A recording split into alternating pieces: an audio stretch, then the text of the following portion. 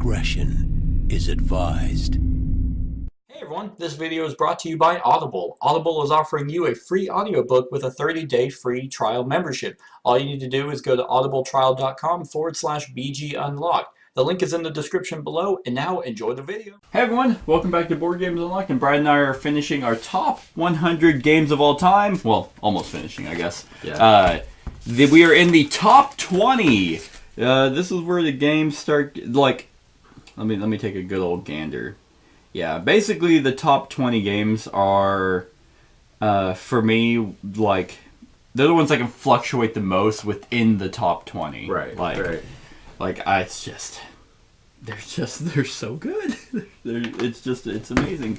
Now, do you have any, in this 10, do you have any new to the list? I have 2. So do I. I have 2 new to the list, and then, it's actually, this is sad. I'm taking a kind of a future peek, but still in the top 20, though, out of all the games that we've played. So, yeah, let's go ahead and get started. So, with a new one to the list, actually one that I can't remember if I had played it after, after we did our top 100 last time, but also this was a game that if I had played it the year it came out, which I think was 2018, like, it would have probably been number 1, and that is Teotihuacan. The expansion probably also has something to do with the reason why it's up this high, but the dice worker placement of this game is just so, like, I have zero complaints about how this game works and functions. Essentially, if you don't know, you have dice that are going to be your workers, but you don't roll them to determine what you can do. They all start out at level 1, and as you do actions, they get stronger, which then enables you to do more powerful actions. And over time, as they go from 6 to 1, then they die, and then you just place a new one, and you get a bonus for that. There's multiple tracks to go up. They'll give you resources or points or what's the other one? Yeah, Cocoa is the general resource. Just the sheer variety of gameplay with the different locations that can be randomized. The cool, unique tower that you can build, that's a valid strategy to go. But that's this is one of those games where if you go one strategy, you're probably not going to do that well. You kind of want to dabble a little bit in everything.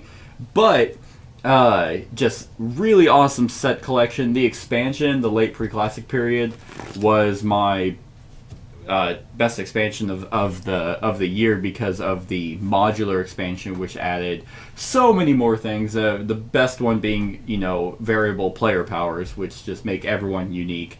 I wouldn't call this game super thematic, even though they try their best, but even then, just the gameplay is it's so good and just shot up to the list. They've done another one that I really want to try, Trismegistus or something. I've heard about it, yeah. And they just, actually, I got an email this morning about another one called, I can find it real quick.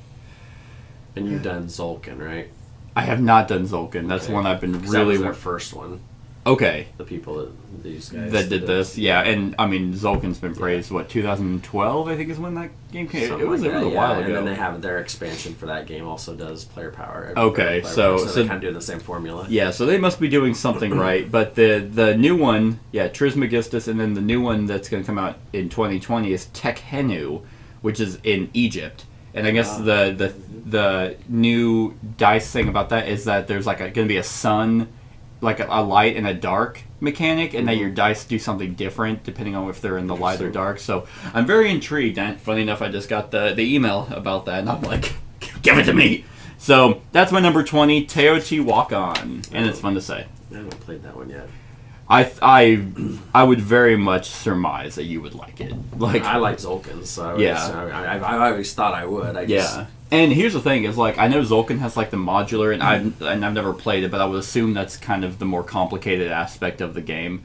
There's really nothing complicated about Teotihuacan. It's really kind of your standard dice work replacement, but it's so clean. I think that's why it's so high. Right. So, 20, Teotihuacan! Alright, my number 20 was 14 last year. Okay. And as we do these lists, this will probably be one that may fall out of that top 20. Really? Okay. Just because as new stuff comes in, this is probably the one that's going to suffer because of that. Okay. I haven't played the expansion yet. It's Altiplano. Oh, man, that really still at 20. Yeah. Damn. I love the bag building thing. I mean, Sure. spoiler alert, Orleans has been over the years one of my favorites. And this was kind of the successor to Orleans in a way. So this one, it's still got the bag building. The thing that it does different from Orleans is that there's location hopping, so you'll be moving around to get your items and stuff like that. It kind of, I hate to say Orleans 2.0. It's not really, because you don't have the movement up there that you can program to do, but you can just move place to place as you go. You can pay to move more with carts and all that jazz. The one thing I do like about this, I like the warehouse aspect of it, that you can start pulling stuff out of your like willingly bag, and putting it in there to score points late game. That was nice. Yeah. It adds more choice on that. Yeah. Still not as good as Orleans. I think the resources also went into like a little cart, right? Yeah. And then you got them back. Oh yeah, yes. That was. Thanks for pointing that out.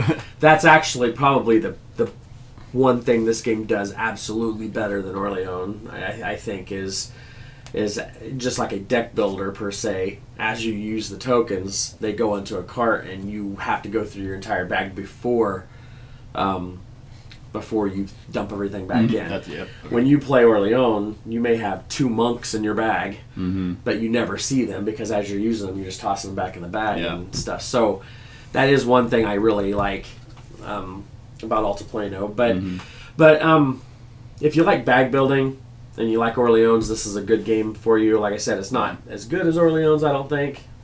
But no, I think because Orleans having to come out first, so it's always going to have that over it.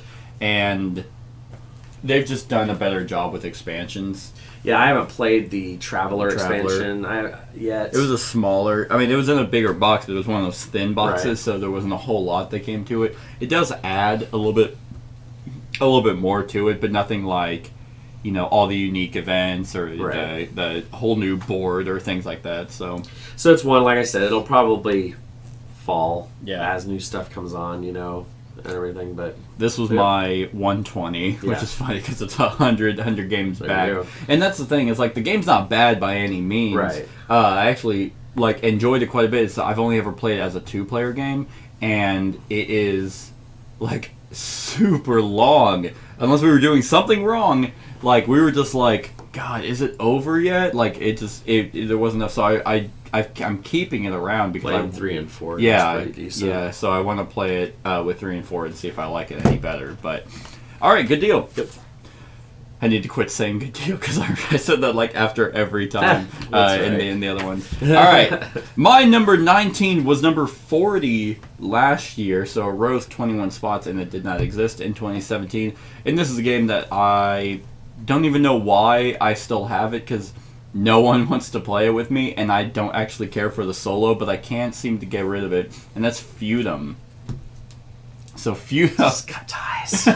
Just let it go. Look, here's the thing. No other worker placement game does what Feudum does. And I'll admit, that's probably a good thing, because they probably had some guy that was in their meeting that was for the other games, and they're we really don't need to add that. But Feudum had the yes man. They're yeah, everything. Just throw it all in there. Make every single mechanic have a unique keyword. But Feudum is just... I really don't know, because the way that you play this game is you have... I don't remember how many cards exactly that you have, but each of them pertain to a particular guild or an action that you want to do. Either bring in new... They're dice, but they're not. They're your workers that have a symbol on it.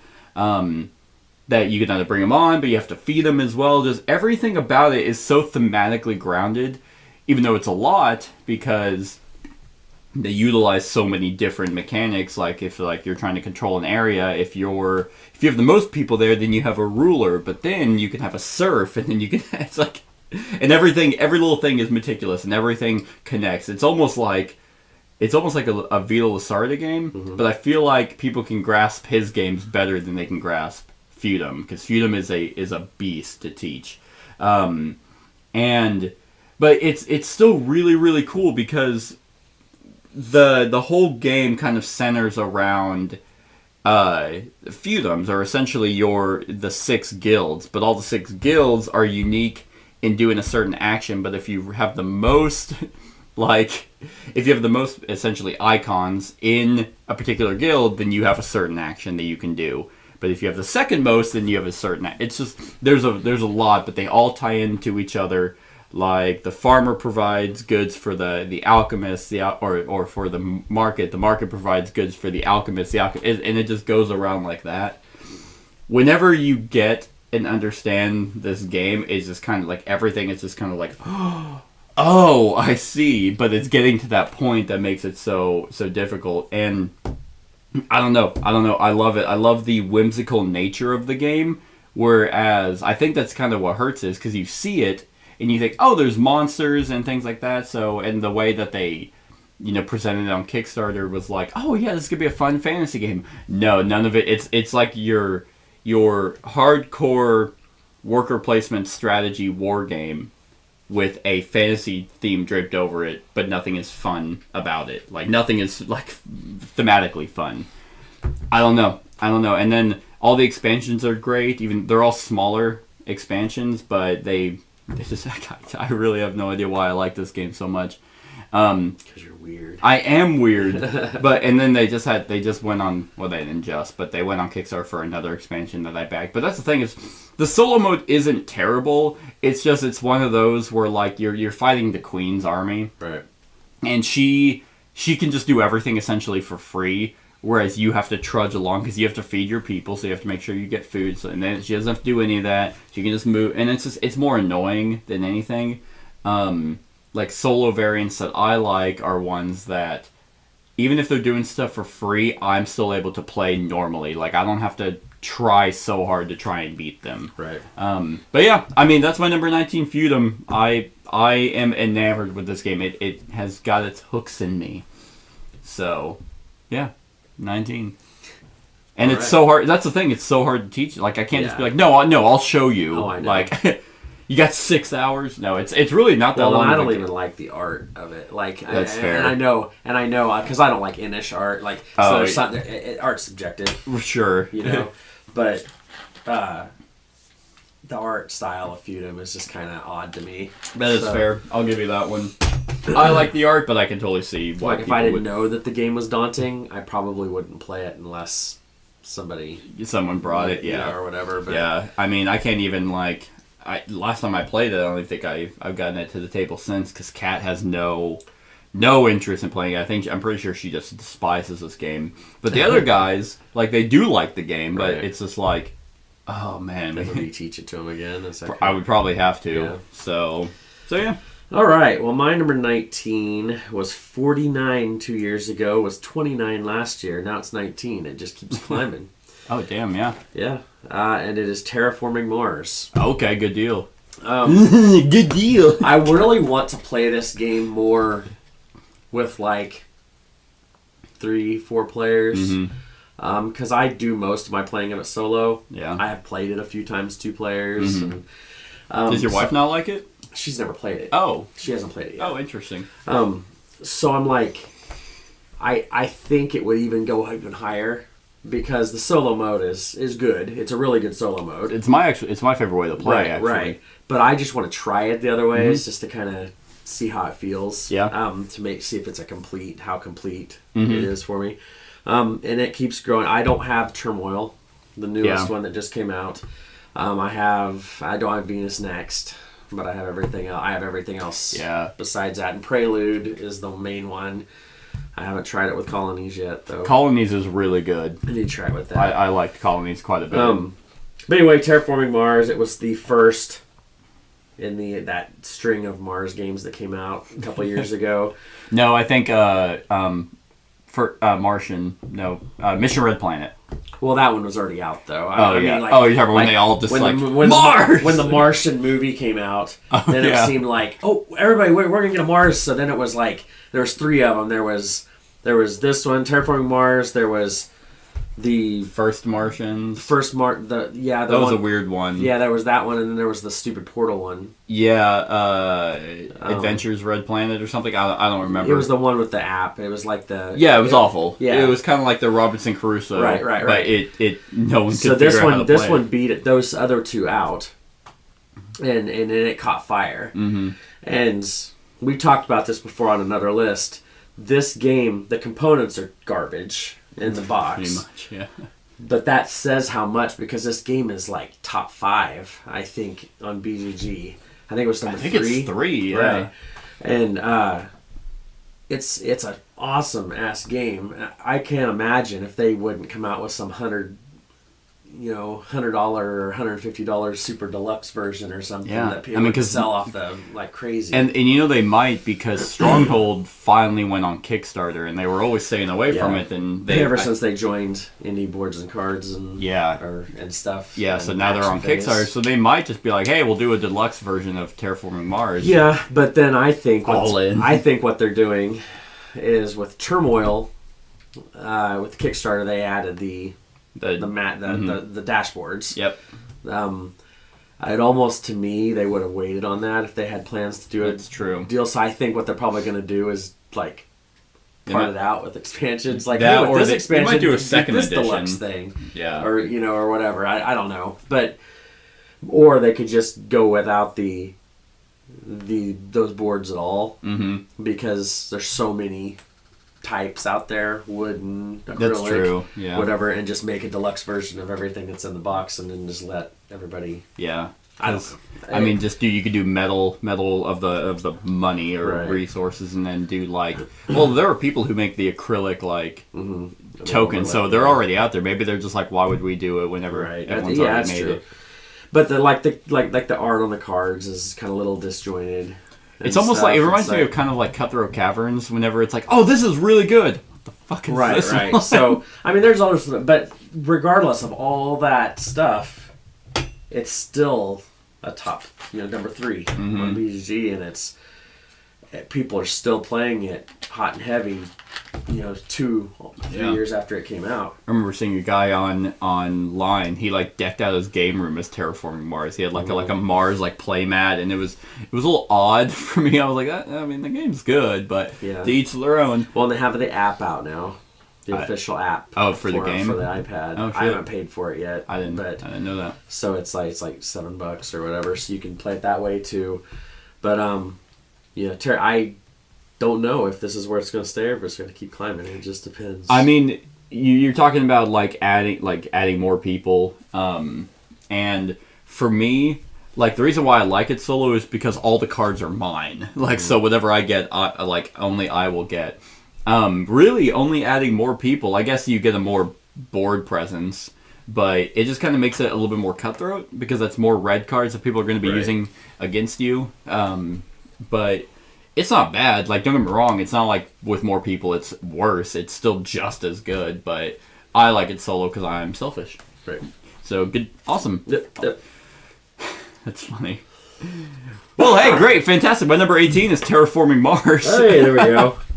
So I couldn't remember where it was at, and I try not to look at my print off here. Last year, where was yours last year? 29. So it went up 49, 29, 19. Okay, so mine in 2017 didn't exist, but it was 59 last year. And so it rose 41 spots. I mean, everything that we literally just said about Terraforming Mars. Now, the only thing I could shed more light on is the expansions. Colonies is really, really good because that's the thing about their expansions. Their expansions seem more complicated than they really need to be. And so Colonies, you have a ship that, as just an action, you can move to one of the planets and gain, and do a trade or gain resources.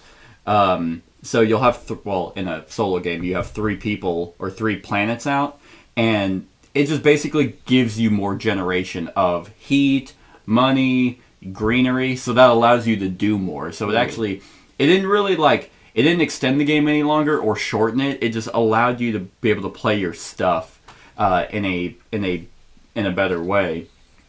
But what's also cool is you can build colonies on those, so whenever people go to trade, you'll get a little bit as well because you have a colony on that that planet. So it's pretty thematically grounded, really simple to add, and one that I would probably always add, because it just felt good to be able to do more. The Turmoil expansion is one that, unfortunately, it's not bad by any means, but it's not great. I think it adds a little bit more complication, but does also include more player interaction, because each of the different, it adds politics, so each of the different agendas have a passive ability and also like an active ability. So like the greenery or the forestation politic agenda, you get money each time you plant a green thing, but then also you get points for each, whatever icon that's, micro, and things like that. So each of them have their own, thing about them that's really cool, and you might be sending delegates out there to ensure kind of like, oh, hey, I really want you guys to be in charge so I can get more points. Like for what I did is I wanted the Kelvinists in charge because I was generating a shit ton of heat, and I got money based off of how much heat I was generating. So I was getting like 20 extra. So they were really cool to have. And with more people, that would actually make Turmoil thrive. But in a solo game, I was kind of lacking.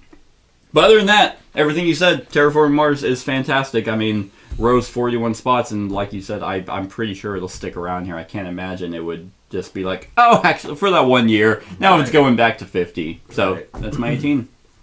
All right. My number 18 was number 3 2 years ago. Oh, wow. 16 last year and 18 this year. I think this is probably kind of going to be where it's at, kind of settling in at. And that's Arcadia Quest. Damn, that's still up there, huh? It will actually, this is minus Inferno, because I sold all my Inferno stuff. That's right. Last one I played was Inferno, and it's I mean, Arcadia Quest isn't bad. Yeah, Inferno is gone, but I'm talking about just the core game, and then like the Beyond the Grave and stuff like that. I don't have any of the pets. I don't have any of that stuff. You just have the core game. Yeah. Inferno got a little too convoluted. With some stuff, and there's some weird balancing stuff. And it was just kind of odd. Yeah. Well, I mean, I feel like that's kind of Arcadia Quest. It is, but this even did it more. Like Inferno, it stood out more, I guess, because you see it in the heroes of regular Arcadia Quest. But like we've had the conversation about Seth. Yeah. And stuff like that, right? Well.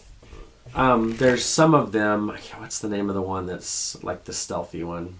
Shade or I know what you're talking about. The one that he doesn't alert people. When So like Wisp, yes. Yeah.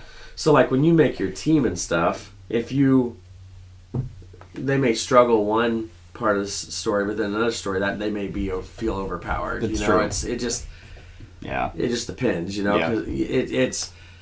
And I mean, I always go with the Conan the Barbarian character, Grom, and then I always Diva. Grom and Diva are my two that I like, because he gets more injured and he's stronger, and then she's just doesn't have a special ability other than she just rolls 4 defense and 4 attack. Yeah. But anyway, so Arcadia Quest, scenario driven game. It's like a little 6-game campaign of sorts. And what makes it different though is it's not cooperative. They have a couple of expansions that were with the Inferno that made it cooperative, but those are junk. The PvP stuff, so there's multiple winning objectives on the storyline. There'll be like kill the Minotaur, maybe one of the deals to deal, and then you have to complete that and kill a PvP. You have to kill another person's player. Yep. To get that objective. And if you complete those objectives, then you win. And get to go on and stuff. What happens when you die, though, is you re-pop back into the game, but you get a death token. And then that stuff kind of compounds with bad cards you get that weaken you. And it's just a big mess. So it's a competitive game, but what I think why it stays up here is because... you could get a bad pair, when you are picking your hero pairs, but it's a 6-game campaign. Yeah. And then it's done. And Yeah. then you play it again or do whatever, because there's so many heroes right now that's true. Even if you found a couple that you didn't like or you thought was overpowered, just pick somebody else. I mean, I have so many freaking heroes for that game now. That's right, yeah, because they had so many expansions for it that you can just... I mean, that is one of the... You should have kept Inferno just for the heroes. I wanted to sell it, though. I mean, that's true. People want, I had enough, trust me. I have so many. Right. Yeah. I mean, Arcadia Quest isn't bad. I've definitely softened on it over the years. One, because I haven't played it, so I'm never reminded if I don't like it or not. But, like, you're right. I mean, it is a 6-game thing, and, I mean... Games don't take that long either. That's the thing. And every scenario is situation-based, so it's like you said, if I have one person that it's really OP this game, then it's like, oh, okay, well, then the next game they might suck. So... I mean, it is what my 17 was 16 last year, so fell just one spot, and it was number 7 in 2017, and that is Blood Rage. Blood Rage, was this? I can't remember if this was on your list. It was on my list. I just can't remember where it was. So, here's the thing, is Blood Rage... 42. Yeah, so Blood Rage is one of those games that has just... taking everything, whatever the saying is. Sam Healy always rages because it's his favorite game. Always rages it. Always raves about it because it's his number one game. And, deservedly so. This game is, like, if you were to look at my rankings, it's a 10 out of 10. Like, everything about this game just works. And, like, with the card drafting, because here's the thing, is the difference between this one and Rising Sun, is Rising Sun, your faction already has a special ability, and then you get abilities as the game goes on. This one, everyone starts out the same, and how you draft your cards is what makes you unique. So, in all reality, Blood Rage actually gives you more versatility because you can adapt as the game goes on. It's like, well, I'm actually not doing a whole lot of... I'm not winning so much in battle, or I'm battling a lot, so now I'm going to get things that give me points for winning battles, or whatever your strategy wants to be.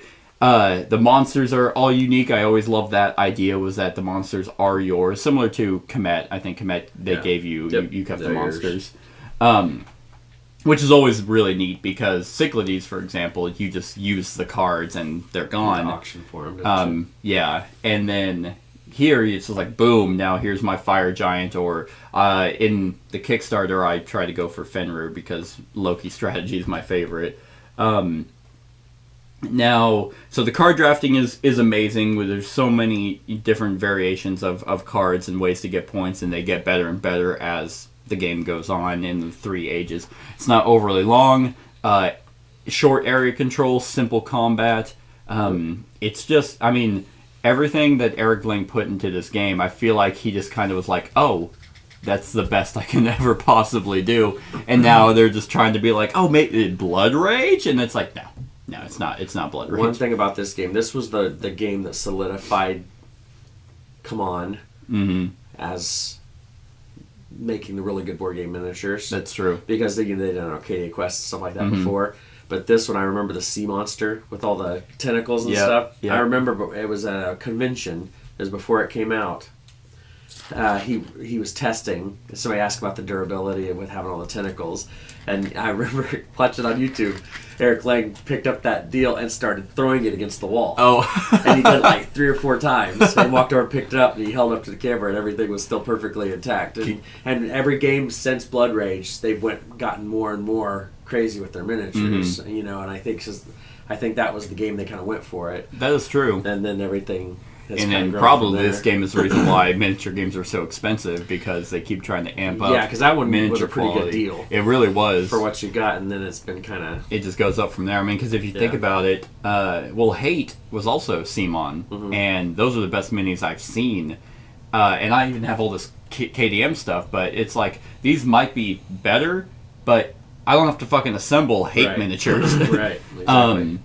Yeah, so Blood Rage, it's just... It fires on all cylinders. Like, they came out with 2 expansions. The only one that I actually like is the Mystics one, because you can't, like, with the Mystics, if you get the cards to do it, they actually can replace a unit, so someone can't just hold like an area. They can't just be like, Right. oh, because I remember one time playing against Chad, he was able to like kill out one of my guys, and then he brought in the giant, which just wiped the rest of them from an area, and I was like, oh god, that sucks. But yeah, it's just Blood Rage. For some reason, I just never get it to the table, and I don't know why. That's why it fell the one spot, but that's why I probably fell from 7 to 16, and I really don't know why. This game is fantastic. So I don't own it anymore, sadly, because I needed money and sold it. and you sold it, yeah, a lot of money. And I have I have everything for it with the Kickstarter edition, so which makes it even better. But yeah, and Sam's big thing was that every time he plays, he finds a different strategy, which is true. Yeah. Like, because you don't put in, like, you don't draft all the cards from each age, so there's always going to be some that are out. And that also adds slight variety, but still enough variety, especially in card drafting. If you're sitting there like, where the hell's Fenrir?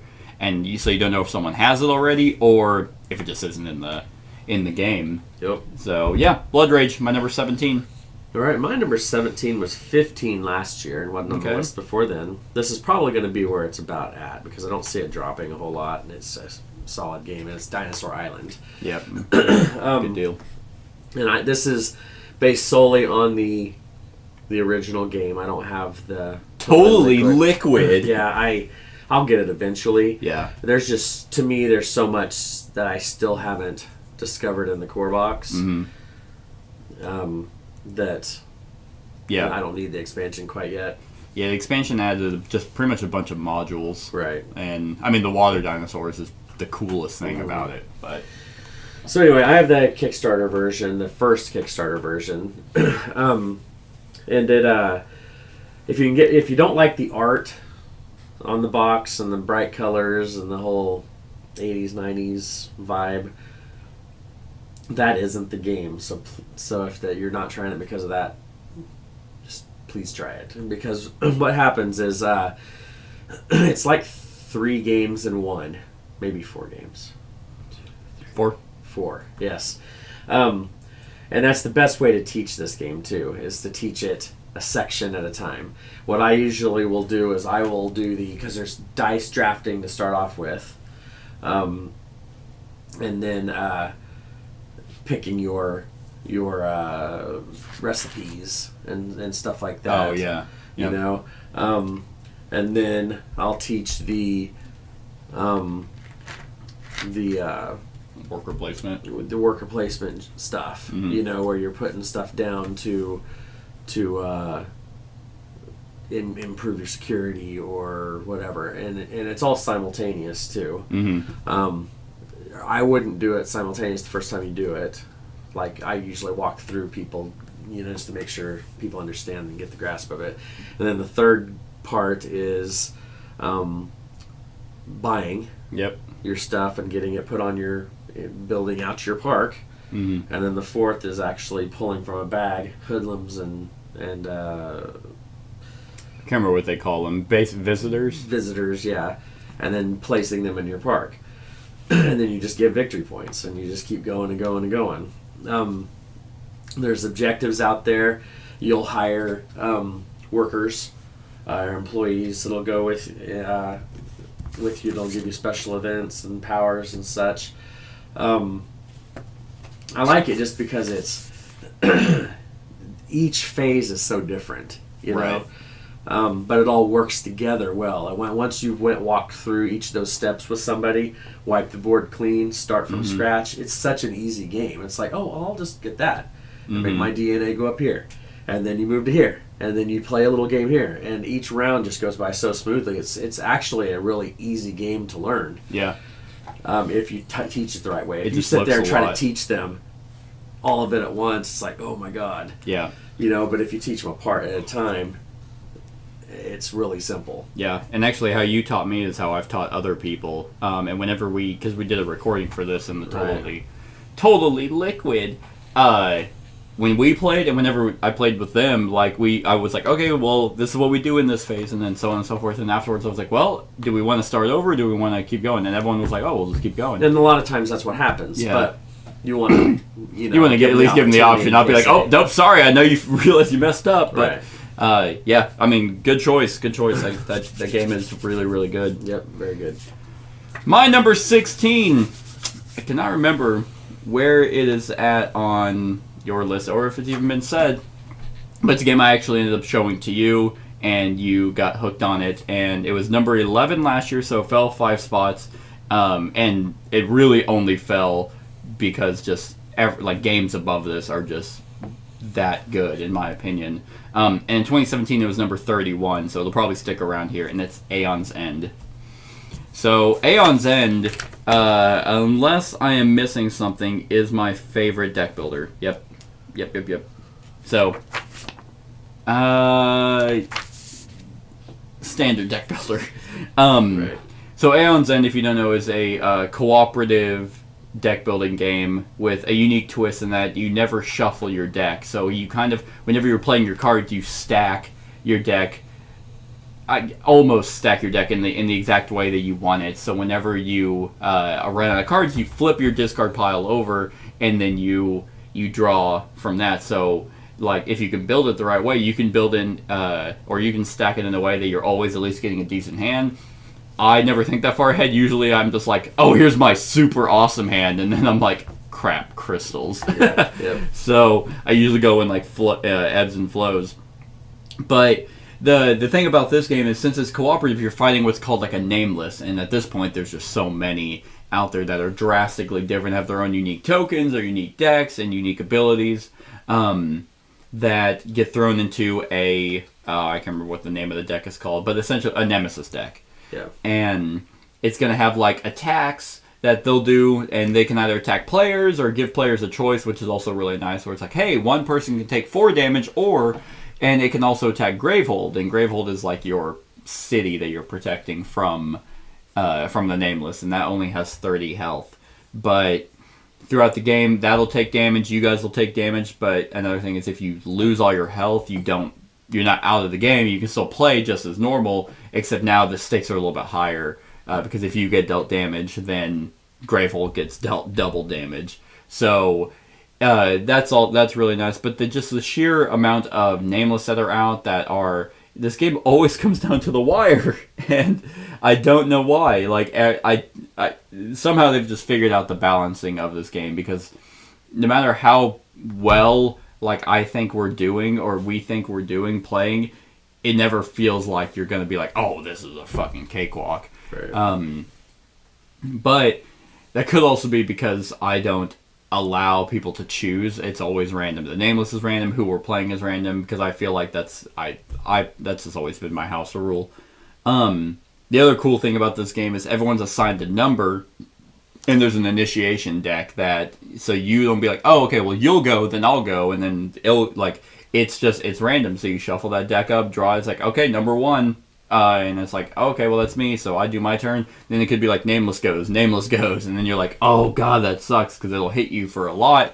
But then you realize, oh, now the 3 of us are going to get to go. And it might change as the game goes on, but I remember one time, the first time you and I played, it was like, and we always tell this story, we've mentioned in lists in the past, but it was like, okay, we will win if you go, we will lose if it goes. And we drew, and there were 2 cards left, so it was like, alright, we're like, who's it going to be? And it ended up being, I think it ended up being, was it me?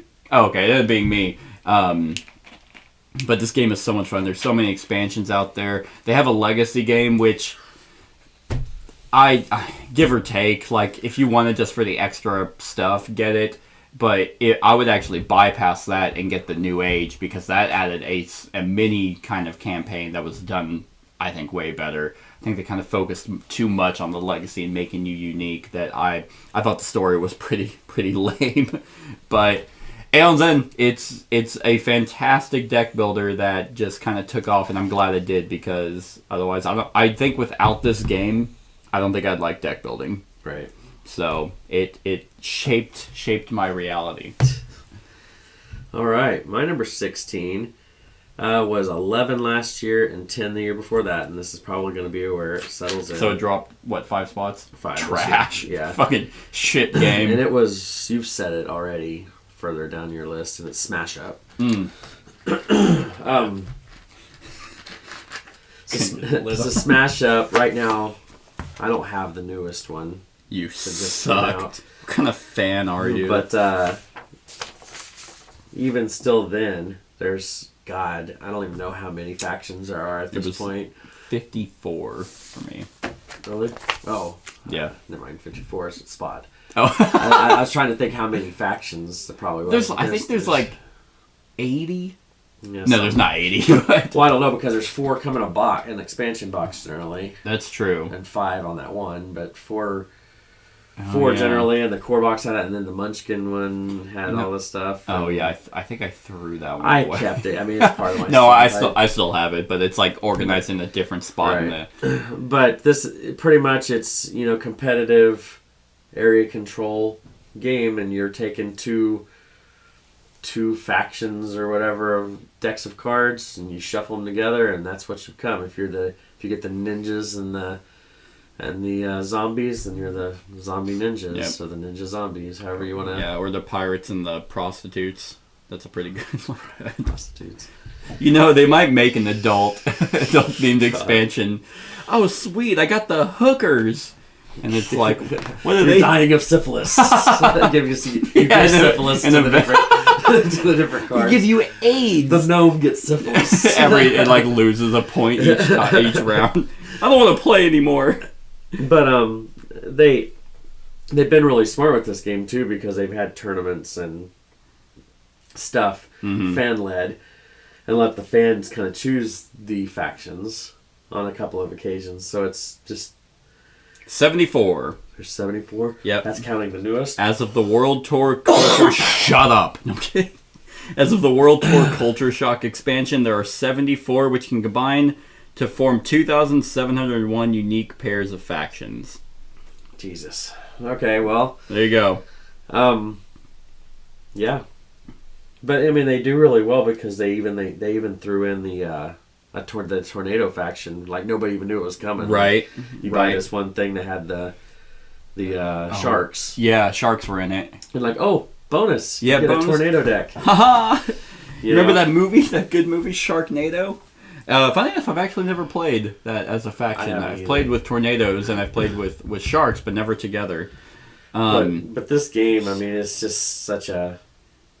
Yeah, and then now they just partnered up with... the OP, the USopoly. Yeah, so now they're going to be getting like IP factions, so that'll be interesting. They've always skated IPs. They have that one pack, the cease and desist pack. Yeah. Like the ones that skated the Star Wars and Star Trek and Game of Thrones. And that's what I've always loved. Like I love their like nods and like, because like the game's also humorous and the artwork is fantastic, because you see things from other factions in there, and you're just like, oh, that's nice. So we'll see what that merger does. I mean, yeah. the OP has Harry Potter and Batman and stuff. But I don't know how you make a... Right. I hope they still stick with the like, hey, this is Harry Potter, but it's not Harry Potter. Right. Like that would be nice, because I, like you said, I just think it would be weird to be like, oh, I have tornadoes and Harry Potter. Yeah. Like, or Batman. It's well, like, oh, that's well, kinda the lame. OP is also a distributor, so I don't know what licenses they actually own. Are they distributing? Oh, yeah. Because remember, they distribute your Kickstarter game. Oh, you're that right. You really like. That's true. The one that you talked about last time. Oh God, I don't remember. It was that Kickstarter game that you did that I said the OP brought. It was that really... Oh, Court of the Dead. Yes, Court of the Dead, Yep. sorry. See, they didn't make that game. That's true. They're the American distributor, so I don't know how far this merger... That's true. What they're going to be able to do, Yeah. you know? Maybe they'll make a bunch of Monopoly. Maybe it'll be like Monopoly Smash Up. That'd be weird. But I do think... Because I feel like that they have to know that the Munchkin one flopped. Yeah. Like, so then they might stay away from that. But here's what I'm hoping. Like, that they fill out so much that they're like, okay, now we're going to end with the biggest, geekiest box, and then they're done with Smash Up. Because right now it's the bigger, geekier box. There's still so much room in that box. No, unless you sleeve it. Mine are sleeved. Are they? Oh, okay. I feel like there's not as much room. Like, because if you don't, then it was like a section and a half, and I'm like, but I did sleeve all of it, and it's insane. But yeah, Smash Up is fantastic. Always a hit whenever it gets to the table. Yes. And one of the few games that works best with 3. Yep. Agreed. All right. My number 15 is my second new one to this list, and it is actually a Kickstarter game that resembles, in my opinion, well, I guess the Alien deck building game is the closest to the Alien series. But other than that, I think Nemesis is the closest to that, where it's very like, this is clearly xenomorphs, like, but they couldn't call them that, they had to call them intruders.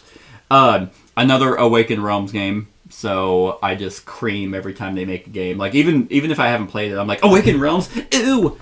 And then I play it, and then it just ends up being that much more amazing. So Nemesis is a semi-cooperative game where you are on the ship Nemesis, I think, and you are trying to complete an objective. And as you start off the game with a it's essentially like a corporate objective and like a private objective. And once the first intruder hits, then you have to decide, okay, well, which one am I going to end up going for? And some of them might just be like, hey, make sure that the ship goes to Earth and that you survive. Others could be like, hey, make sure player number 3 doesn't live. And here's the thing, is like, I mentioned semi-cooperative, and a lot of people either cringe or cry. And I'm one of those people because I think semi-cooperative hardly ever works. And whenever I actually back this game, and I was like, oh shit, it's semi-cooperative? Okay. This is one of the few games that I feel like does it really, really well. Because in because the game's, it's not really cooperative. Like, it's like, okay, well, yeah, I'll help you. Right. Like, kill that thing, but like, everyone kind of just knows going in that, like, oh, we don't really need to help each other. It's almost, it has like that Cutthroat Caverns kind of feel, which is another semi-cooperative game that works. Here, it's like everyone, like, you can't directly affect someone, so you can't be like, oh, I'm gonna shoot you, or but I can do, it's like passive aggressive. It's like, oh, I'm gonna shut this door, because you can only open and close doors through cards. So a lot of things that you do, a lot of your actions require cards in your hand. So it's like, oh, well, I want to move. That's a card, so now I'm gonna move. Oh, I want to search. That's another card, and I'm gonna search. And so it kind of has that, I love the hand management portion of the game too, but it's like, well, if someone doesn't really have ways to like get out of a door, which there's multiple ways, so it's not like you just lock someone in, but there's been multiple times where it's like the queen shows up, and then I'm able to play a card that lets me not be attacked as I leave, and then I shut the door on my way out and leave them in there. It's like, oh, well, good luck, man. So it's just, the game is just done so well. They have a neat mechanic where you can actually be infected, like a facehugger type. So you get infection cards, and you can go, and you have like, it's like that, I don't know what it's called, but you like put it in a little device, and it's like a red film that shows what it reads. Yeah. And and there's multiple words on it, and they all kind of look like the word infected, but if it does say it, then you're infected, and now you have to try and get rid of it. So there's that. There's unique tile placement, multiple objectives like trying to fix the engines, or ensuring people don't live, or sending a signal out. Now I just got my wave 2 of all this stuff, so now there's 2 different types of aliens instead of your regular intruders. You have carnomorphs, which just as they die, they actually get stronger. And I haven't played with the Void Seekers, but it's just, then they have a secondary game that's like, you play it after the base game, and it's like the choices in that and how the ship was after that affects this. It's just really, really unique, and I feel like, I mean, as with almost everything Awakened Realms does, they just hit the nail on the head, and this is like as close to Alien without being Alien. And I love it, so that's my number 15. All right, well, we need to try that sometime. Yeah, I would imagine you would like it. I don't know, though. I like aliens. That's true. That is true. Yeah, I think you would like it, because, yeah, I think it's I don't know if you care for semi-cooperative games, but it all depends on the game. I mean, it's true. It's true. But yeah, this one just, I mean, it's my number 15 of all time. So, all right, my number 15 is my first new one to this list. Okay.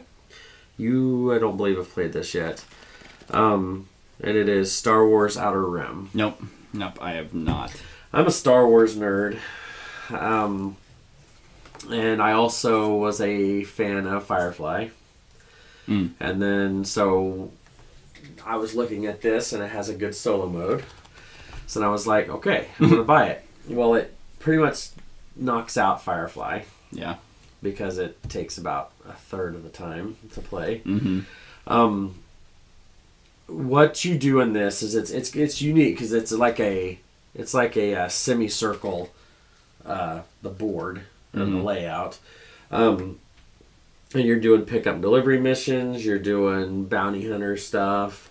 You start off with a basic ship, and as you do actions and get cards and stuff, you can eventually turn that basic form of a ship into one of the legendary ships. Okay. So you could start off with a little freighter, and if you get the right stuff, then you could have the Millennium Falcon. Gotcha. Or you could have the Slave One, or any of those. And those are it. It's just well, no, there's quite a few.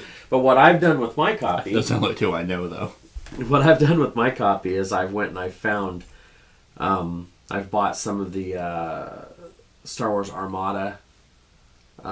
There's rogues and villainy or whatever, so like little. Oh, you bought the little ships. So it has the little ship, and then it has a little token deal you can put. It's like if I was controlling Han Solo from the whole game. Once you get that ship, you. Oh, that's pretty cool. So now I have a little Millennium Falcon with the Han Solo, So it just kind of gives it a little bit more aesthetic, than just you moving around a standee, right, and stuff. But you go through the solo mode's really cool because you pick another pilot. Like let's say if I pick Han Solo and then you pick them as Lando, they're doing their own little thing and you're doing your thing and you're trying to see who has the most money at the end and stuff like that. Oh, it's okay.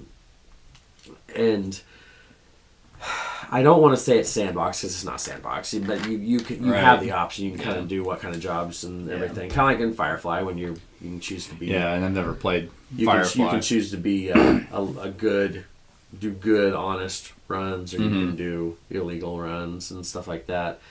And you can be hunted. You can get a price on your head and have people come after you. Oh, okay. About it. There's a lot of Star Wars theme, and depending on how far your knowledge goes of Star Wars, there's going to be a lot of those nods to characters that the normal person wouldn't know who they are, but you're going to know. I see, yeah. Have you, this is completely off topic, kind of, have you finished The Mandalorian? Man, season finale was great.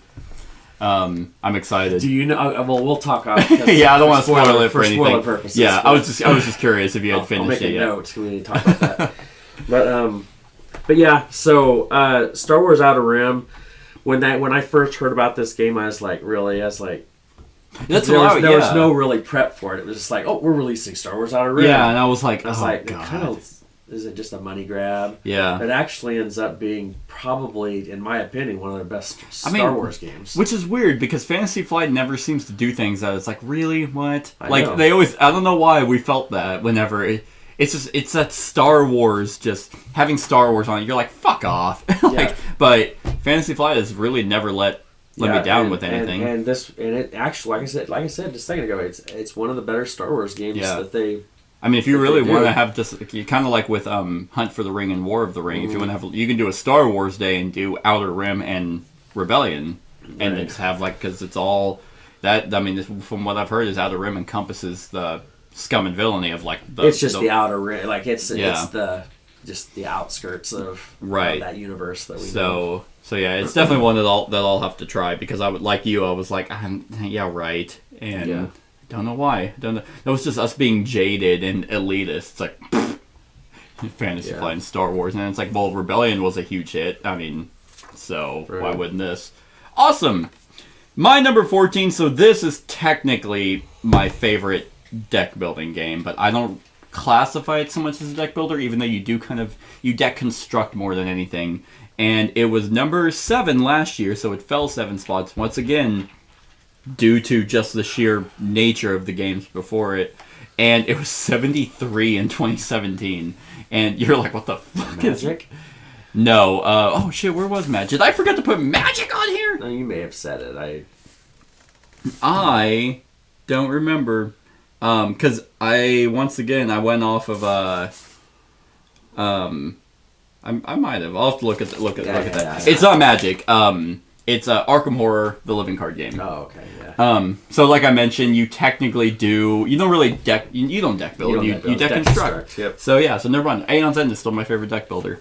But Arkham Horror LCG is just a fucking phenomenal card game because this is kind of when they hit their formula of LCGs. I mean, I know they had Lord of the Rings and then they have Game of Thrones. But all those, I guess I technically can't speak for Game of Thrones, but Lord of the Rings felt very overly complicated for what it was, and this was really simplified. And here, for me anyway, the scenarios were more thematically grounded and more story driven than the Lord of the Rings ones. So that's what drew me into this one. Like in this game, you pick a investigator, and they have their own. I always go off the standard, like what the rule books are like, hey, put this in their deck. You don't have to do that. You can kind of build it the way you want off the get-go. I just kind of like the thematic. It's like, well, this is who he is right now, and over the course of the game, he'll get better and more equipped. And they have multiple... I mean, they're all campaigns. Like, you have your core box, and then they release, 4 or 5 sets of that same, whole scenario pack. Like the first one was just the core box, but like afterwards it was Dunwich Horror that came with like 3 scenarios in the core box, and then like 4 or 5 after, which were their own individual packs, which just add more cards. And it's choice driven as well, so you have some variety in how the story's going to go. How well you do in one scenario will affect another one, and then you gain experience points. You use those experience points on certain cards, and then you construct your deck. Like, it's very streamlined, unique, and they have their scenarios are super innovative. Like, one of the most ones I think a lot of people talk about is their train one, which is literally just a row of of carts, and then you're moving through it, and then you cycle as the train is moving, and it's really, really cool. They're not done with this. They keep releasing some packs, and I actually just bought their latest one.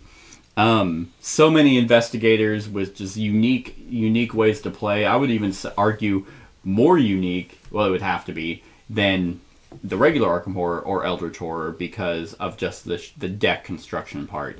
I've done a series of this with, I was playing Roll and Bakes, and I was just riddled with guns, and just like I was the one that was just constantly killing things, and then the friend I was playing with was the Clue Gatherer, so we were super like polar opposites, and their scenarios were I was useless because as time goes on, you'll gain traumas, so physical traumas or mental traumas, that when you start a new scenario, you already start with that damage on you. So Roland only had 5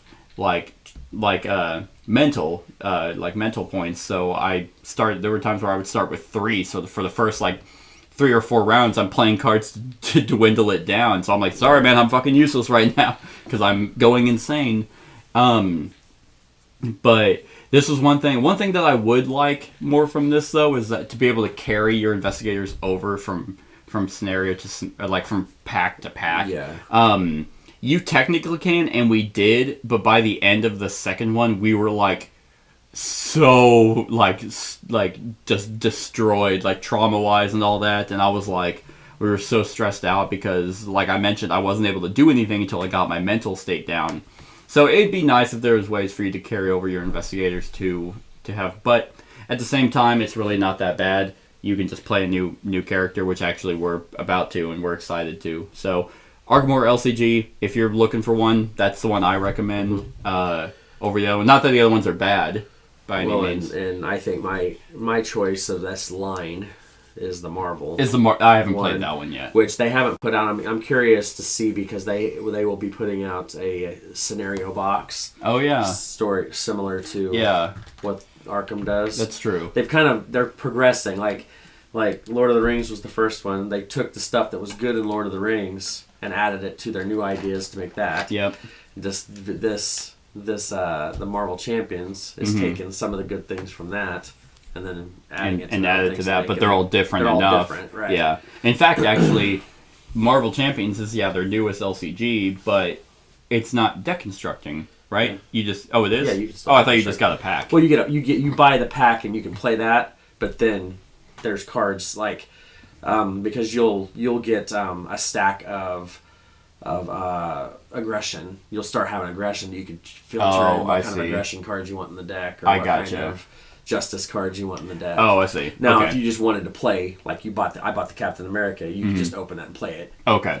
But if you wanted to, so similar to this, where it's like, hey, Roland Banks, here's his deck. Yeah. But okay. I mean, the way they're selling it is different than that, because you get everything for that one person and that, but then you can start tweaking it with other cards from other stuff. That's right. But whenever you pick a hero, it will have there's going to be that 12 cards of just that hero. That's right, because you buy just the hero. Right. Here, you buy scenarios. Right. Unless you buy the big box. The big box gives you the heroes, the new heroes. And, I mean, I have this whole thing decked out. Well, I don't have it decked out, but, like, the way I have it stored is in those Broken Token and then Hobby Lobby wooden crates, and I have 2 of those. One is for, like, all my heroes. It's just, everything's sleeved as well, so... Yeah. I mean, and I haven't played, so I guess pick your poison. Yeah, we need to try it at some point. Yeah. Marvel Champion. If you like Marvel, go with that one. If you like Cthulhu, go with this one. Cthulhu's the Arkham is more story driven at this point. Okay, Marvel has. That's right. That's right. Because Marvel's more just do a scenario, and they're not really linked. Yeah, this is a story. That's true. That's true. But I mean, currently, this is Marvel Champions is in its infancy. Right, still, and theme goes a long way. I know people who hate Cthulhu, so they'd be like, I don't give a fuck. I don't care how story driven it is. I don't hate it. I prefer superheroes. Sure, I went that way. Sure. And I mean, my tattoo is Cthulhu, exactly. so it's like clearly I like it. Yes. I hope. Just 10 years down the line, I'm like, God, I hate it. And I rip my fucking arm off. That's my number 14, Arkham Horror LCG. Right. My number 14's already been talked about by you on this. It's a crossover. This segment? Yep. Really? Blood Rage? Nope. No, you already mentioned Blood Rage. You said it was 42. It is Aeon's End. Yep. Yeah. It was 21 last year. All right. 14 this year. I don't really have much more to say about it. You know, Seth taught the game to me the very first time we played. It came down to that one card flip, and I was hooked after that. I'm like, all right, this is it. You can play it solo, super easy. There's just so many like spells and relics and gems and all that. It's insane. And do you use the randomizers? Mm-hmm. Okay, I do too. I'm just like, I don't know. And the one thing I will gripe about this game, and I understand why they haven't done it yet, is they need to have an organizer.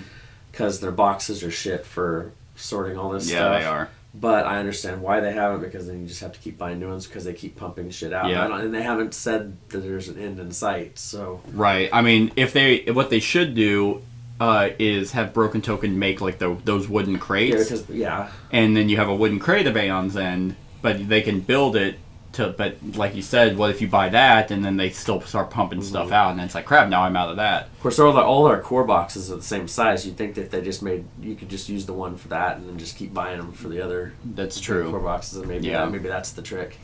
Yeah, that's a lot of wood. That is a lot of wood, and that's just, I hate having multiple boxes for the same game. Like for example, Kat and I, we actually played Feast for Odin the other day, and we didn't play with the expansion, but I unboxed it and doesn't fit in the core box, and I'm like, that's so frustrating. Yeah. Or Seven Wonders, because I did that with Seven Wonders. I bought the wooden thing, and it's like, oh hey, here's our fleet thing, but it's like, oh. Yeah, I know. I know. So anyway, Aeon's End, I really don't have much more to say about it. It's an awesome, unique deck builder, and I will say it's not the highest deck builder on my list. Not even on this segment. Oh wow! But I have higher deck builders. Yeah, I mean, it was always, whenever we did our top 10 deck/bag building, it was always between this one or Tyrants of the Underdark. And see, I still haven't played Tyrants either. I wouldn't imagine it would surpass a lot of your deck builders. It's really good, and I mean, it does something that other deck builders don't, which is area control and things like that. But Aeon's End, I mean, you can't beat the cooperative, like tight nature of that game. So awesome! Hey, I think that's our first crossover in the same segment. Probably. Probably be the last one too, but we'll see. All right, here's why I said this list is sad, because my number 13 was my number 6 in last year, so it fell 7 spots, and it was my number 2 in 2017, and it was my number 1 all the years before that. Talisman? Talisman dropped 7 spots. This is your Netrunner, because my Netrunner... Oh, yeah, yours... And, I mean, here's the thing, is there's nothing mechanically wrong for me with Talisman, even though it is roll to move, and a lot of people attribute it to Monopoly just because of the outer board. Sure. But I just... last time I played this was actually at an event at Gen Con. And we didn't even finish the whole event because we were playing with 6 people, and 5 of them were new. Me and the guy running it were the only ones that knew the game, and I knew the game better than he did, so I was like, what the fuck is wrong with you? Sit here, you're gonna play, I'm gonna run it. But I don't know what he was thinking. We did it with all expansions, and I'm like, what are you doing to these people? Regardless, that's why it fell. I haven't played this game in a long time. Just because it takes so long to play.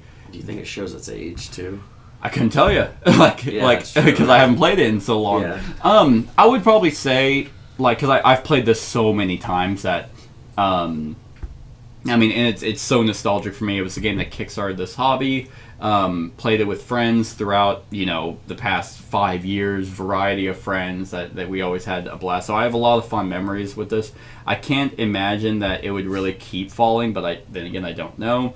But I would say probably just inherently it would show its age, just because it's roll to resolve, it's roll to move. Like, a lot of it is just dice. But I don't know. I think that the fantasy nature of this game, the difference of all the expansions and uniqueness, the 60 plus, characters that are almost like 100% unique. There are some that have similarities, but this is a game that if I really want fantasy, this is kind of your pure fantasy game. Like, you're gonna have a character. You're going to roll your dice to move around the board, and then you'll draw from just a deck, and it's like, oh, okay, well, it's a monster. Do I fight it? Is it an event or a place or things like that I can experience? You will then amass power. You'll grow your character through items and followers, and you'll level up, and then you'll eventually try to make it to the middle of the board, and then the middle of the board, I always play with the alternative endings because that makes it a lot more fun. But base game is once you're there to the Crown of Command, you roll a die, and you start slowly draining people's power. And then once someone reaches the middle, if anyone dies, then they're out of the game, and that's how you win. Alternative endings, there's 2 types. There's hidden and revealed. Revealed ones will give you kind of an objective. One is like, have the most wanted cards by the time you get to the middle. And then the hidden ones is you don't know, clearly, but like one of them could be like a battle royale that now everyone's sucked in and everyone has to fight each other. So, Talisman, I know a lot of people don't like it, but it's always been one of my favorites that I wish they would make a they'll never make one for it, but I wish they would make a crate for it just because it would organize it so much better than how I have it. But yeah, I love all the expansions. I've done a top 10 expansions for it. I've done a top 10 reasons why I love Talisman. So yeah, it's just more nostalgic for me at this point. But yeah, mechanically wise, it's just it's not the best. They just released the Batman one. They did, and they've released the Kingdom Hearts one too. Oh, yeah, and I'm like, God, what trash! You think this game's convoluted? Imagine the Kingdom Hearts one. It's like, I don't know what's going on. So yeah, it's my number 13, Talisman. My number 13 is my other new one to the list. I don't believe you've played this one. Okay. But maybe you have. Thunderstone Quest. Nope. This is one I think we need to try. Yeah, I need to just drop the 400 on the all-in for their latest Kickstarter and then kill myself. I just have the core. Yeah. The big core box. Yeah. That's what this is a deck builder, right? Yeah. Yeah. But it's a story done. Because Thunderstone's been out. The actual game Thunderstone was out since late 2011, 12. Okay. Came out shortly after Dominion. All right. As the themed version of Dominion. Yeah. And then they came out with Thunderstone Advance, which is the version I stepped in on, which updated the art, updated the mechanics, made it really cool and tight. And then they dropped Advanced, and everybody was like, what the hell's going on? Then they started with this Kickstarter Thunderstone Quest. And pretty much what it is it's, for all intents and purposes, it's Thunderstone Advance, but then they've added in these story modules where there's your deck building to achieve something. And it's a competitive game, competitive deck building, first person, all that jazz. But what happens with this is there's a light mechanic. So as you're deck building, and then you choose to go into the dungeons and fight as you go through, the further down into the dungeon you go, the darker it is. So the more lanterns you need to be able to go down further, right? Or else you're weaker. Stuff like that. It's a whole mechanic. But it comes with minis. With this box, so you get to use the little minis to track where you're at and stuff. But you also level up your characters, so like your character will be a very basic person, and as you're doing stuff, and by the way, you'll get to upgrade them and turn them into badasses as you go. Cool. I have only went through a couple of the little story scenario type deals because I keep kind of showing people how to play. So you start over. Right. That's funny. They have several expansions out at retail now that I need to buy just to add more story lines and stuff. They just came out with one called Barricades, which actually makes it a co-op. Oh, okay. So what it is it's almost like a tower defense is the way I understand it. Yeah. Is like these things are coming at you, you're deck building to protect your areas. Cool. So I need to pick it up too. Yeah. I don't think I'll ever drop all in on the Kickstarter because most of the stuff's at retail and most of the stuff comes retail. Oh, that's down good. the road. Yeah, anyway. AEG does do that. So I'm like, there may be a couple of little exclusives, but like, it's not really. For me, it's not really the exclusive. It's just more the convenience of being like, oh, now I don't have to search for it all. I can just boom. Yeah, pretty much everything that's out is out now because you get the first 3 stories in the core box, and then 4, 5, 6, and 7 are all at retail. Barricades just came out. Yeah. I mean, but anyway, so it's a thematic deck builder plus a story game, and it's a really neat, and it's a huge box. I mean, like the reason why I was intrigued is just all the variety with all the cards. Yeah. I haven't sleeved it yet, but it's worth a shot for sure. Yeah. Especially since you've kind of gotten into deck builders a little bit more. I think you'd like this one just because of the. It's unique enough that I don't think it would interfere with any of the other fantasy kind of games that's true. Because you have so many different games I know that you have going right now, but this one's unique in itself because it's the deck builder. That's true. And stuff. But if you've played the old Thunderstone, this is the best version of it. Yeah, that's what I've been gathering was. I think with Advanced was that the final boss was like always a pushover because you're just so OP by that point that was very anticlimactic. So I think with Quest, I think that's a pretty neat mechanic because I watched the Dice Tower do a run through for Thunderstone Quest, their latest Kickstarter, and I remember them talking about light, and it's like, oh, okay, so I need that to go further to fight this certain creature, which will get me a benefit. And so I was like, yep, I can get behind this and just the sheer amount of cards. I had this backed in Kickstarter when the very first Kickstarter came out, but people kept clamoring because it's competitive, and people were like, come out with a solo mode, come out with a co-op mode, whatever, and they never responded. Yeah. So I just I dropped it because I didn't need a competitive deck builder on a theme like this because nobody would ever play it with me. And then they came out with their second Kickstarter, which had some more expansions, and they were like, introducing. So, God damn it! But by that time, I had already, soured on it. So But anyway, yeah, it's a very nice game, awesome deck builder. Awesome. Yep. My number 12 was number 14 last year, and I actually just played this game last night with the expansions, expansion. So rose 2 spots from last year and didn't exist in 2017, and that is Root.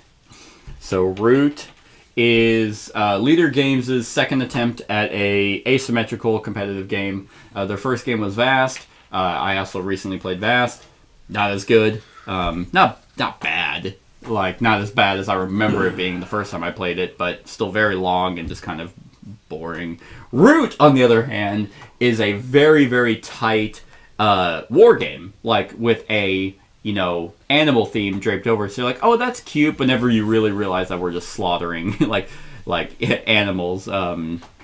Like so many, well, not so many different factions, but there are 6 factions out.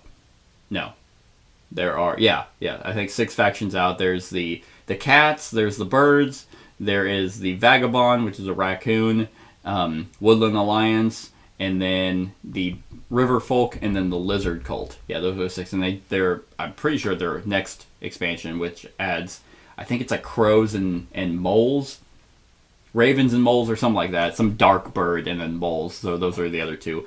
Each of these factions plays radically different from one another, but unlike Vast, where it's like, oh, I need to do like where my objective is different than the rest. Everyone has the same objective in Root. Everyone has to get 30 points. No, not everyone. The first person to 30 points wins the game. But what makes this game so fantastic is each faction, while playing so radically different, like, it's still balanced with the rest of them. And with asymmetrical games, you kind of have to at least understand what other factions can do. Otherwise, everyone's going to kind of seem OP. Like, we just played last night, where I played the Lizard Cult, and the only time I ever played them was in my solo version, but no one else had played against them, so I ended up kind of shooting up in points, and then they were like, oh, they're OP. And I'm like, no, they're not. You guys just never attacked me. Like, one person was playing as the birds, who had never played them before, so he wasn't doing that well. The only other person was doing really well as the rivers. And then Kat was never involved a lot because she needs people to attack her to make her stronger. So it's like, well, I'm not going to attack. And so no one was attacking anyone, but I reveled off of that. So this game definitely does have a steep learning curve. They do a pretty good job with having like a little walkthrough tutorial first game kind of thing, which is good. But it's so solid. Like, I love playing this game, and I'm glad I was able to play it last night because the expansions are fantastic as well. And with their newest expansion, they added, right now with this one, they only have the cats as like your solo or your AI faction, but now with their newest expansion, every other faction is going to have their own unique solo way to play, which is going to be pretty cool. Like, I'm hoping that they're different enough from one another. But yeah, I think this is their best asymmetrical game. I think this is vastly superior to Vast. But yeah, I mean, unless you don't really care for war games, then this isn't going to be for you, but I absolutely love it. So I played it once. Really? I was the cats. Okay. And I got hosed on it. It was a good play. Uh-huh. But I was making my one grand move at the end to finish it. Yep. And then somebody played a card on me and just ruined my day. Might have been an ambush card. Because if you would go to attack Robert dropped it on me, and I ended up just totally, because I had a huge force. I was moving in, and then whatever it did wiped me out. Gotcha. Well, there is actually one, this happened to me yesterday, where, because like we played, and a variant you can play on the other side, which is the winter board, which randomizes where the different types of locations are. And I happen to control a lot of the bunny locations, and he crafted a card that was like, remove all enemy tokens from bunny locations, and I was like, because that was almost all my forces, and I was able to come back because with the Lizard Cult, every time you kill one of their tokens, they actually come back as acolytes, which allow me to do things. So I was like, oh, okay. So now I'm going to screw you over. But yeah, so Root is, it was I think one of my top games in 2018. And it's still climbing at 12, so love it. I did get to demo the factions at Gen Con. It was a very short demo, and here's the thing about demos, get people who know the fucking game. You shouldn't have someone who is coming in to demo know how to play the base game more than the guy running it. That was annoying. But so I got a taste for the two factions. The moles have kind of like their own underground map kind of thing, so they can kind of like they want to create like little hills that they can kind of pop out and spread a lot quicker. I'm sure they could do more, but that's kind of the gist I got from them. And the crows or ravens, they were all about like sabotage and espionage, where they could they built items and they could place items, and so I could like place a bomb face down somewhere, and then they could like spread really quickly too, where they have items. And because I know them a little bit more because I played them, and people can get rid of them by offering like cards, and cards are really, really useful in this game. So they can try and get rid of it, and if they're wrong, then they have to give you the card, and now that's the out in there. But like a bomb, for example, you can pop it off and it kills everything in that area. They were really, really unique, and as with Root, every faction is going to feel grossly overpowered, but that's not the case. This is one of those games that where turtling does not benefit you. Right. So you have to be cutthroat, you have to be aggressive, and yeah. And this is actually a game that whenever we recorded, Kat won by a point, and the entire game, because she played the Woodland Alliance, and I was playing the cats, and the cats, everyone has a negative to it, but the cats, their negative is really they just have a foothold everywhere, so they're everyone's enemy. And it's like the entire game I was like, guys, I'm not the enemy anymore, it's the Woodland Alliance, it's the rebels, which was thematically appropriate, and they're like, nope, and I'm like, no, guys, listen to me. So that was just a fun story. Yeah. My number 12 was number 12 last year. Oh wow. And was number 5 the year before that. I'm kind of probably locked in right around here. Maybe higher once I play the newest expansion. Doubt it. 7 Wonders. Yeah, that game's shit. I haven't gotten the Armada expansion because I don't have room for it. So that's the main reason I haven't bought it yet. Fair enough. I need to try it though because I hear it's pretty good. It is pretty good. Better than Babel. Yeah. So 7 Wonders, it stays this high because it's probably the most versatile game player count wise. Yep. On here, so it gets played often. Like if I'm going to a game night and there's gonna be 6 people there, I always will bring 7 Wonders because I know it's gonna work. I know it can work no matter how many are there. You know. It's true. So it just gets played a lot. And I do the app a bunch as well, and I play tested the app. But it's my wife's probably favorite game of all time. She still whoops ass. But you're pretty much just card drafting, and you look at the cards, pick a card, you put it in your tableau. Yeah.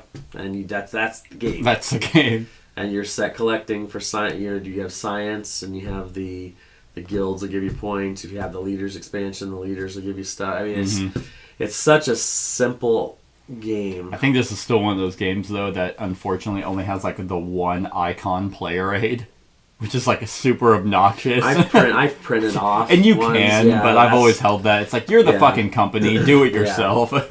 That's kind of an annoying. That's the only negative I have for it. And that's not even. It's also very icon heavy, which it is. A lot of people.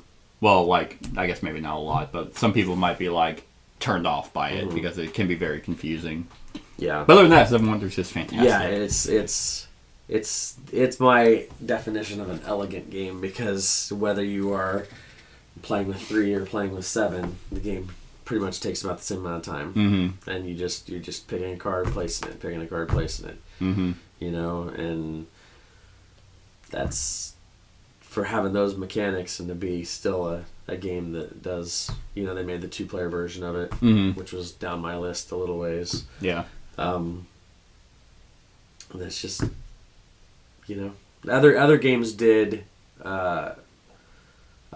drafting, but I think this was the first pure drafting game that really got it kind of back in the forefront. And it's funny because the game is called 7 Wonders, and you're building a wonder, which is funny. Everyone always forgets that part. Yeah. But you build it, but it's not like Game Break. That's not your goal. Right. Like it just gives you more. It gives you benefits for doing it, and it's something that you probably should do just because, like, you do get pretty good benefits for it. But it's not like, oh, first one who does it wins. Nope. There's so many ways to get points. In those Age 3 cards, there's several of them that deal with you get 3 victory points per segment of your wonder that's done. I mean, so you kind of just see how it goes. You know, and each wonder is double-sided, so there's just all the replayability with that, and they're just so they're, you know.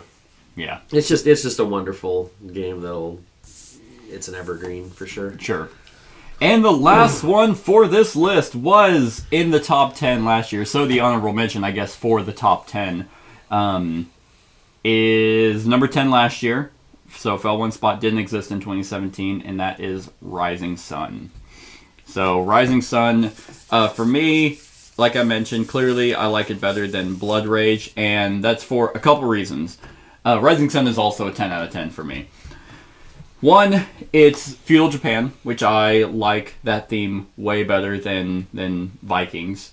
I think it's a theme that is slowly starting to get touched on more than it has in the past. But and it also has negotiation, and negotiation is a, I guess, mechanic that I thrive on. And it's not just like, oh, you can negotiate, because you can negotiate really in any game. I negotiated actually in... Oh, crap. What game was it? Well, I don't remember. But it was a game that didn't really call for it, but I was like, hey...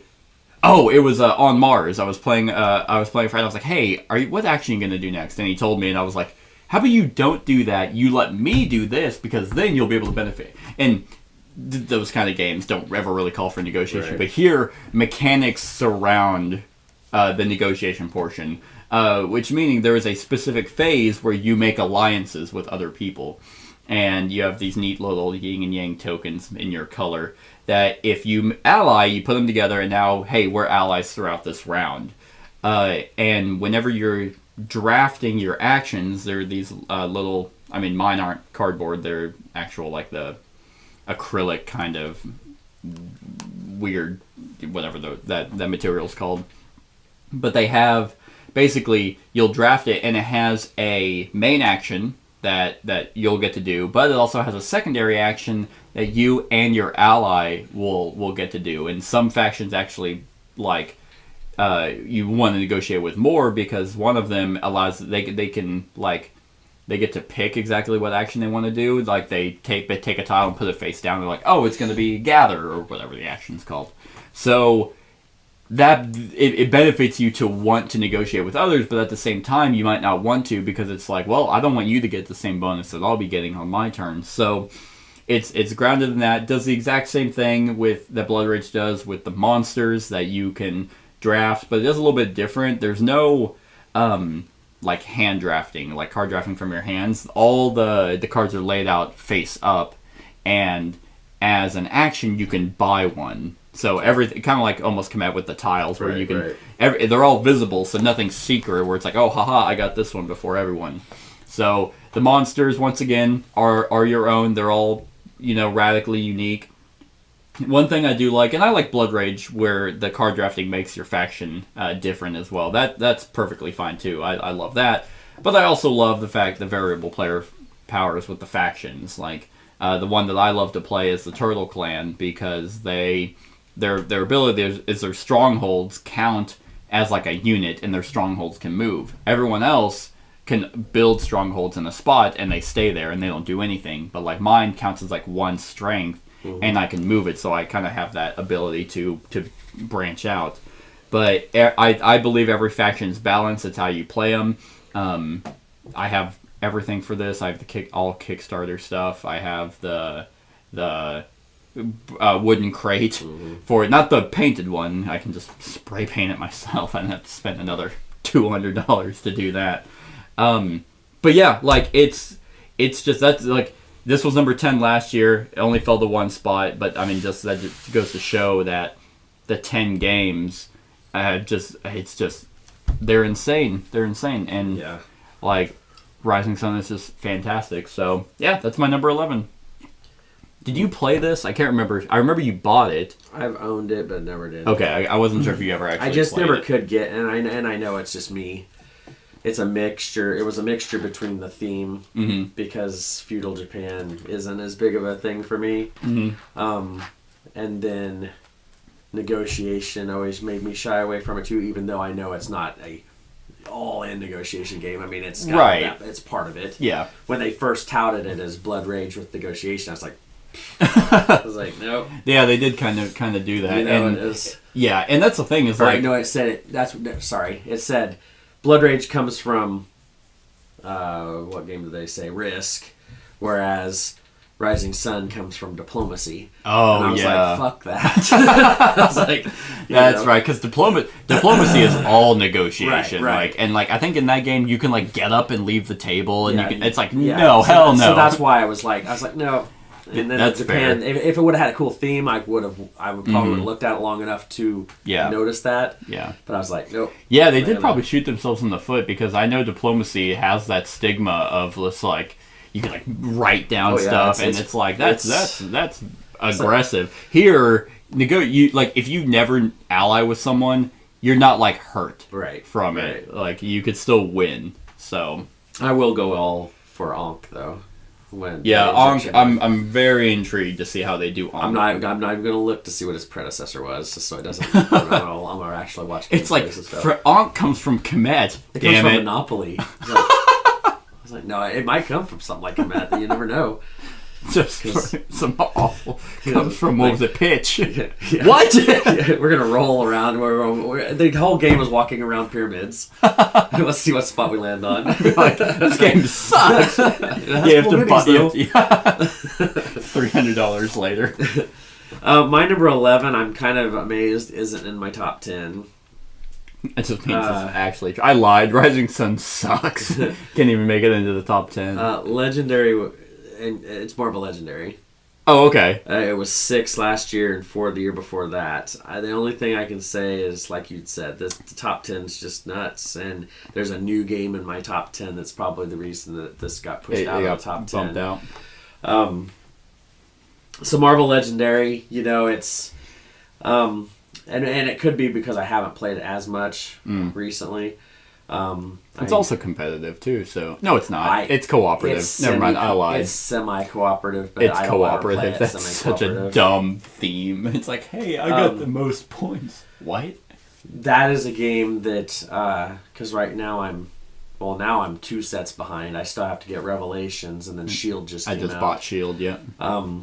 So I can't stop with that game. Well, no, I know, and that's the thing. Like, I buy these. I haven't even sleeved up the Dimensions yet that I got, but because I just made like a 4,000 sleeve order, which I should be getting today. Yeah, so I'll start sleeving stuff. But anyway, this game is probably my, as far as pure deck building. This is my highest deck builder.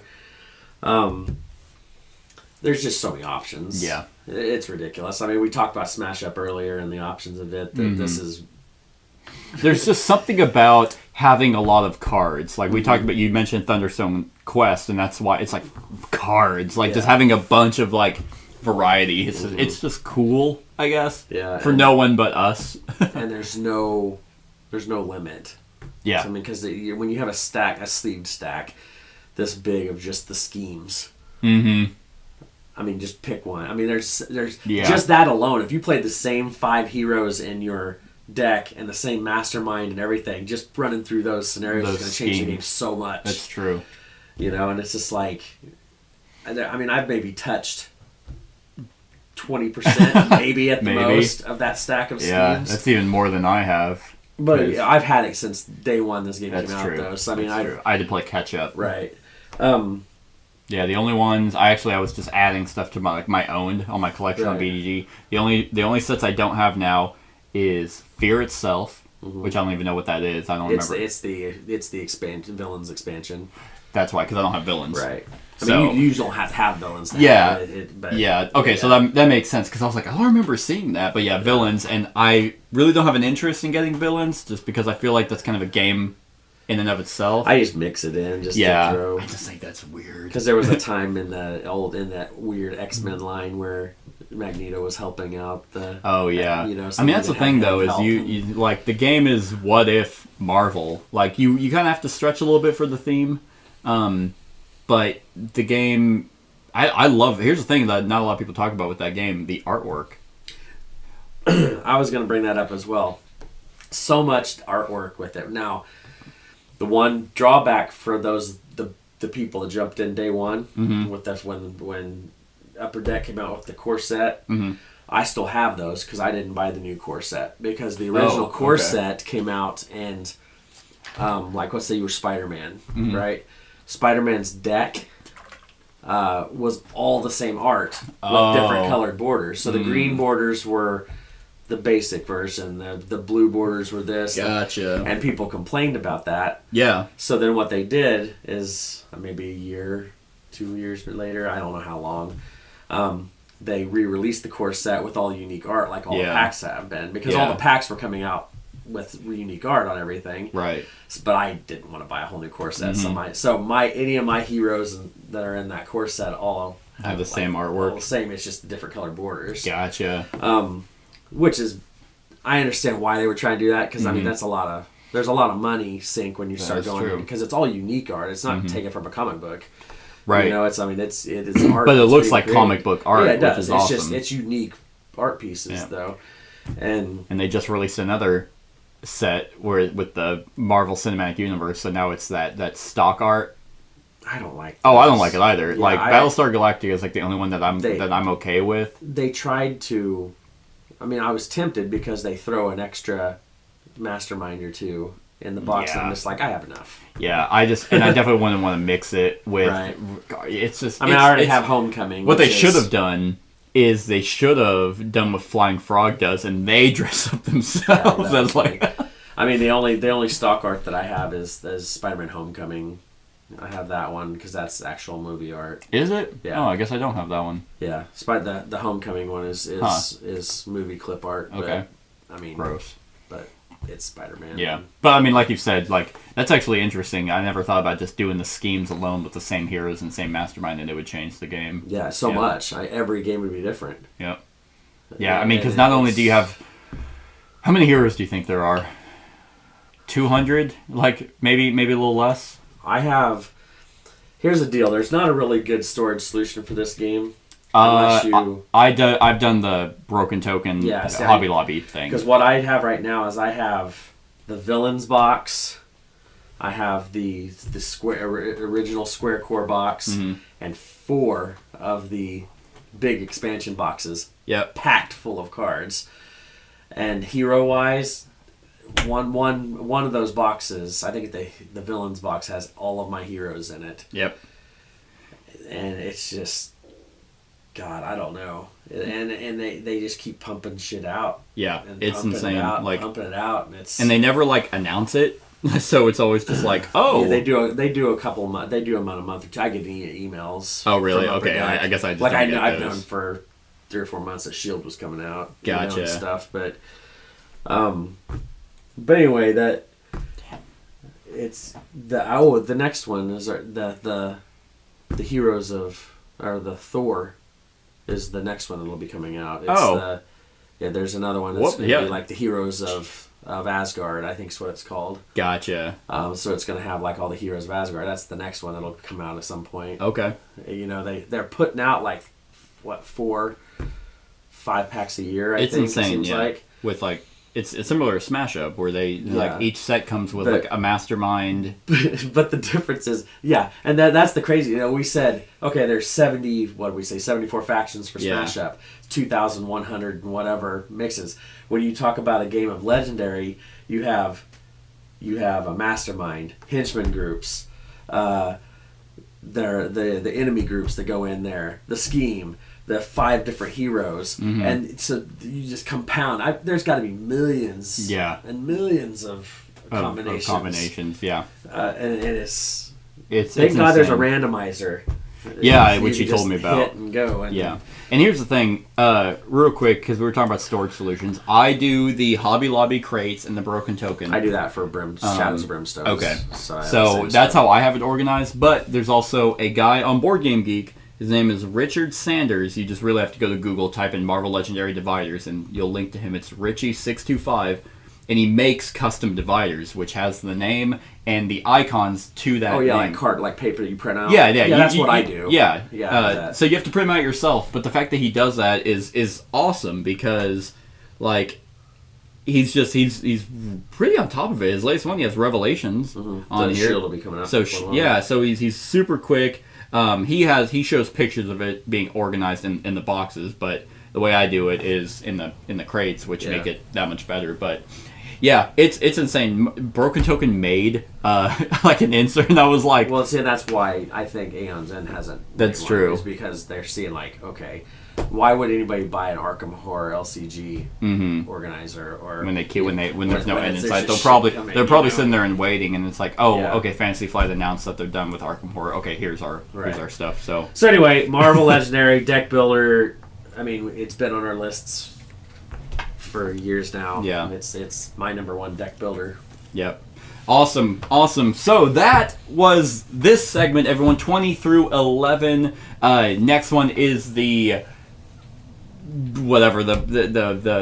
best games of all time, our 10 favorite games. So that's the segment that you really want to be around for. But other than that, I hope you're enjoying. Like, comment, share, and subscribe, and have a wonderful whatever time of day it is for you.